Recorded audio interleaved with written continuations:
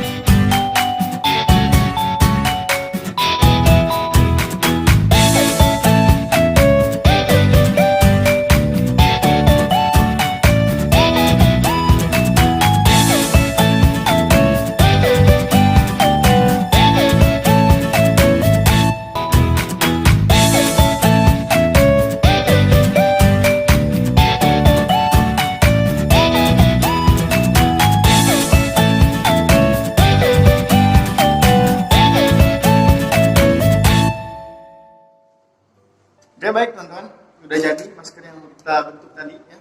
Ini maskernya ya. Menggunakan bahan PLA.